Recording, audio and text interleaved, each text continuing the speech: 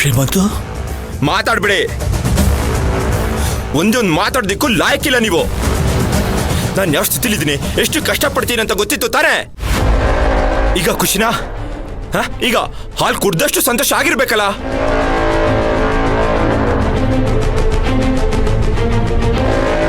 ನಾನು ಮದ್ಯಕ್ಕೂ ಮುಂಚೆ ಹಾಕಿರೋ ಕಂಡೀಷನ್ನ ಸಪ್ತಮಿಗೂ ಸರಿಯಾಗಿ ಹೇಳ್ದೆ, ಸರಿಯಾಗಿ ಯಾಮರ್ಸಿದಿರಪ್ಪ. ನನ್ನ ಜೀವನನೇ ಸರ್ವನಾಶ ಮಾಡಿದಿರಾ ನೀವು.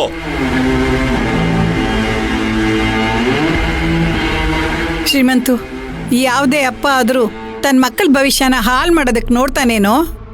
ಈ ಮಾತು ನಂಬಿನೇ ನಾನು ಮೋಸ ಹೋಗಿದ್ದು. ನಾನು ನಮ್ಮ ಅಪ್ಪ ಅಲ್ವಾ, ಸ್ವಂತ ಮಗನ ಜೀವನ ಜೊತೆ ಏನು ಕಟ್ಟಾಡ್ತಾರೆ ಅಂತ ನಾನು ಅನ್ಕೊಂಡ್ರೆ ಶತ್ರುಗಳ ತರ ನನ್ನ ಲೈಫೇ ಹಾಳು ಮಾಡಿಬಿಟ್ರು. ಮಗಂಗೆ ಕೆಟ್ಟದ್ ಬಯಸೋ ಅಪ್ಪನ್ನ ಇದೇ ಮೊದಲನೇ ಸಲ ನೋಡ್ತಿರೋದು ನಾನು.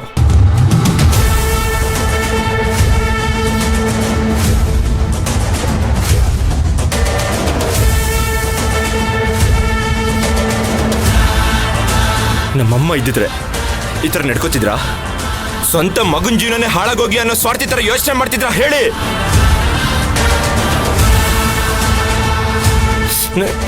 ನಮ್ಮಮ್ಮ ಇಲ್ದಿರೋದಕ್ಕೆ ನೀವೆಲ್ಲರೂ ಸರ್ಕಾರ ನನ್ನ ಜೀವನ ಬೀದಿಗೆ ನಿಲ್ಸಿದ್ದೀರಾ. ಇವಾಗ ಖುಷಿನಾ ಅಪ್ಪ?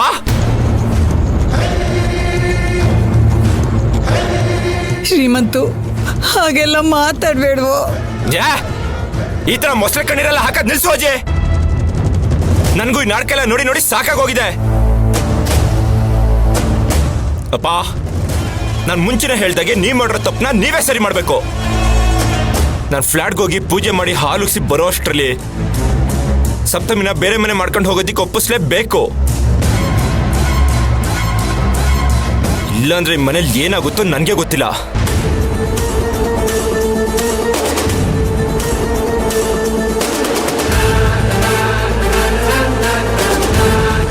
ಅಣ್ಣ, ಅಣ್ಣ, ಶ್ರೀಮಂತು ಅಣ್ಣ.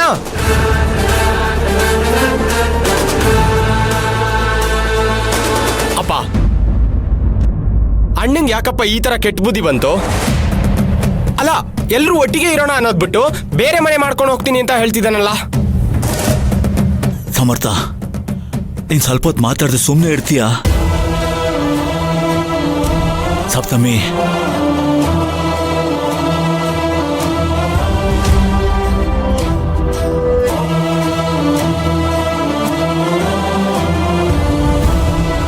ಇದುವರೆಗೂ ನಾನು ಆ ದೇವ್ರ ಹತ್ರ ಏನೇನೋ ಬೇಡ್ಕೊಂಡಮ್ಮ. ಆದ್ರೆ ನಾನು ಕೇಳಿದ ಯಾವುದನ್ನು ಆ ದೇವ್ರು ಈಡೇರಿಸಲೇ ಇಲ್ಲ. ಈ ಮನೆಗೆ ಚಿನ್ನದಂತ ಸೊಸೆ ಬೇಕು, ಸಪ್ತಮಿನ ಈ ಮನೆಗೆ ಸೊಸೆಯಾಗಿ ಬರಬೇಕು, ಸಪ್ತಮಿನ ಶ್ರೀಮಂತ ಹೆಂಡತಿಯಾಗಿ ಬರಬೇಕು ಅಂತ ಆ ದೇವ್ರನ್ನ ಕೇಳ್ಕೊಂಡಾಗ ಆ ದೇವ್ರು ಇಲ್ಲ ಅಂತ ಹೇಳಲಿಲ್ಲಮ್ಮ. ತಥಾಸ್ತು ಅಂತ ಹೊರ ಕೊಟ್ಬಿಟ್ನಮ್ಮ.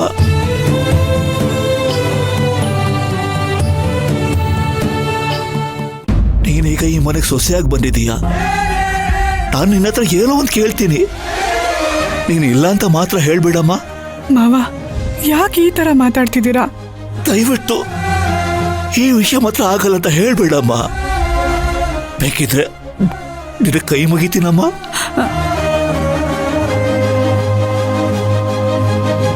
ಶ್ರೀಮಂತು ಕೇಳ್ತಿರೋ ಹಾಗೆ ನೀನು ಒಂದು ಸಪ್ರೇಟ್ ಆಗಿ ಬೇರೆ ಮನೆ ಮಾಡ್ಕೊಂಡು ಹೋಗ್ತೀರಾ ನನಗೋಸ್ಕರ?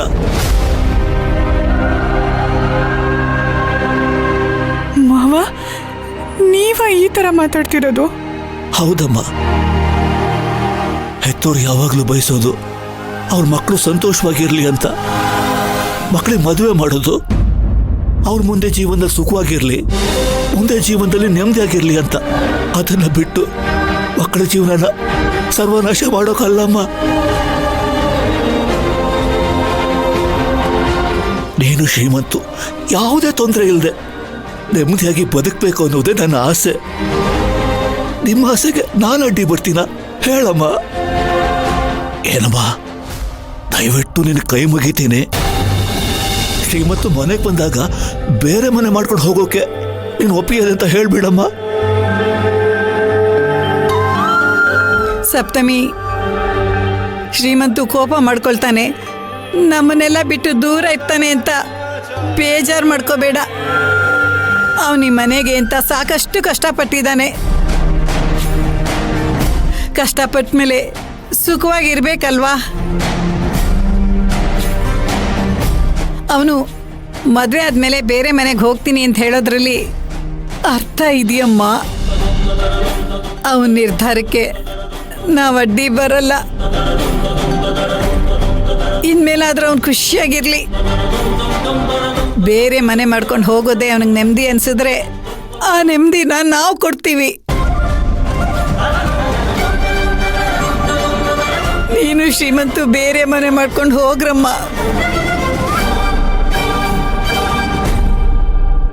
ಅದ್ಕೆ ನಮ್ಮಣ್ಣ ಇಷ್ಟು ದಿನ ನಮಗೋಸ್ಕರ ಕಷ್ಟಪಟ್ಟಿದ್ದೆಲ್ಲ ಸಾಕು. ಇನ್ಮೇಲಾದ್ರೂ ನಮ್ಮಣ್ಣ ಖುಷಿಯಾಗಿರ್ಬೇಕದ್ಗೆ. ಅವರು ಬೇರೆ ಮನೇಲಿದ್ರೆ, ಅದು ನಿಮ್ ಜೊತೆ ಇದ್ರೆ ಅವ್ರು ಎಲ್ರಿಗಿಂತ ತುಂಬಾ ಚೆನ್ನಾಗಿರ್ತಾರದ್ಗೆ. ನಮ್ಮಣ್ಣನ ಆಸೆಗೆ ನೀವು ಹೂ ಅಂತ ಒಪ್ಕೊಳ್ಳಿ. ಅದ್ಕೆ ನೀವು ಅಣ್ಣ ಸಂತೋಷವಾಗಿರ್ಬೇಕು. ಅದಕ್ಕೆ ನೀವು ನಮ್ಮ ಬಗ್ಗೆ ತಲೆ ಕೆಡಿಸ್ಕೊಳಕ್ ಹೋಗ್ಬೇಡಿ. ಈ ಮನೆ ಜವಾಬ್ದಾರಿನ ನಾನು ತಗೋತೀನಿ. ಈ ಮನೆಗೆ ಬೇಕಾಗಿರೋ ಖರ್ಚು ವೆಚ್ಚನೆಲ್ಲ ನಾನು ನಿಭಾಯಿಸ್ತೀನಿ. ಮೆಕ್ಯಾನಿಕ್ ಶಾಪಲ್ಲಿ ಕೆಲಸ ಮಾಡ್ತೀನಿ. ಅದ್ರ ಜೊತೆ ಸ್ಪೋರ್ಟ್ಸ್ ಬೈಕ್ಗಳನ್ನು ರಿಪೇರಿ ಮಾಡಿ ಇನ್ನೂ ಸ್ವಲ್ಪ ಜಾಸ್ತಿನೇ ದುಡಿತೀನಿ. ದಿನ ರಾತ್ರಿ ಎಲ್ಲ ಕೆಲಸ ಮಾಡಿ ಈ ಮನೆನ ನಾನು ಸಾಕ್ತೀನಿ. ನೀವು ಬೇರೆ ಮನೆ ಮಾಡ್ಕೊಂಡು ಹೋಗೋದಕ್ಕೆ ಒಪ್ಪಿಗೆ ಇದೆ ಅಂತ ಹೇಳಿ ಅದಕ್ಕೆ ಪ್ಲೀಸ್.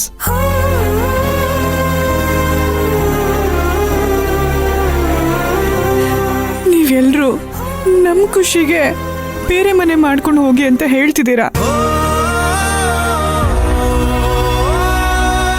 ನಿಮ್ಮ ಮನಸ್ಸೆಲ್ಲಾನು ಎಷ್ಟು ಪರಿಶುದ್ಧವಾಗಿದೆ ಅಂತ ಇದ್ರಲ್ಲೇ ಗೊತ್ತಾಗುತ್ತೆ. ನೀವೆಲ್ಲರೂ ನಿಜವಾಗ್ಲೂ ಶ್ರೀಮಂತವ್ರ ಮೇಲೆ ಬೆಟ್ಟದಷ್ಟು ಪ್ರೀತಿ ಇಟ್ಕೊಂಡಿದ್ದೀರಾ.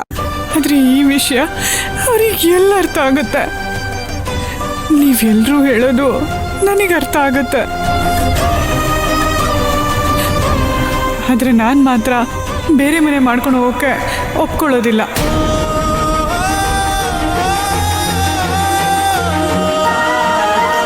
ಹಾಗಲ್ಲ ಸಪ್ತಮಿ. ಇಲ್ಲ ಮಾವ, ನಾನು ನಿನ್ನೆ ಹೇಳಿರೋ ಮಾತು ಮೇಲೆ ನಿಂತಿದ್ದೀನಿ. ಅದರಲ್ಲಿ ಯಾವ ಬದಲಾವಣೆನೂ ಆಗಲ್ಲ.